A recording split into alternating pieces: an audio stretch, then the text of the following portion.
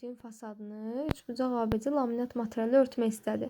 AD parçası ABC üçbucağın tən bölənidir. Verilən ölçülərə əsasən neçə kvadrat metr laminat istifadə olunur? Bax, indi deyə bilərsən bu evin üzərində. Bax, bu dam örtüyünə çəkilən bu hündürlük, yəni AD hündürlüyü nə qədərdir? Birinci gəl onu müəyyənləşdirək.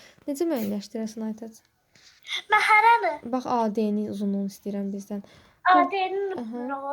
Demək, AD mən 3,5 olacaq. Yox, 3,5 aradır. Buradan bu yuxarıdan, bax, C-dən aşağıya qədər olan məsafədir, B-yə qədər olan məsafədir.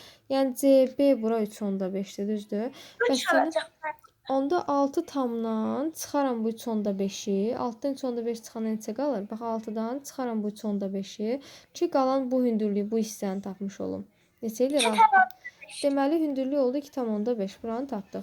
Sonra üçbucağın sahəsini istəyir səndən. Çünki laminat bu dam örtüyünə çəkilib, ancaq bunun sahəsini istəyir. Sahəni tapmaq üçün sahənin düsturu nə idi?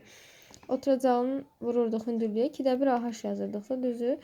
Və bölürdük 2. İndi gəl baxaq, oturacağı bir dənə çatmır bizdə. Oturacağı ki, baxıram ki, aşağını buradan yarıdan olan hissəni 4 verib. Həm də deyir ki, tən böləndir, həm də hündürlüyüdür. Həm tən bölən, həm hündürlüyüdürsə, bu o deməkdir ki, həm də mediandır, yəni bura bərabərdir. Yəni demək istəyir ki, bərabər yanlı üçbucaqdır. Deməli, oturacağı 4-dürsə, burada 4 yazaram və 4 ilə 4 8. Deməli, bu üçbucağın oturacağı olacaq 8. Onda belə çıxır ki, hər şey var. Bizə deməli S bərabər nə yazaram? 2də 1 vurulsun. Oturacağım oldu 8, hündürlüyüm oldu 2,5. 8-i 2-yə bölürəm 4, 4-ü 2,5-ə vur, neçə eləyər? Deməli, tapaq ki, nə qədər laminat istifadə olundu. Neçə eləyər? Onu da hesabla.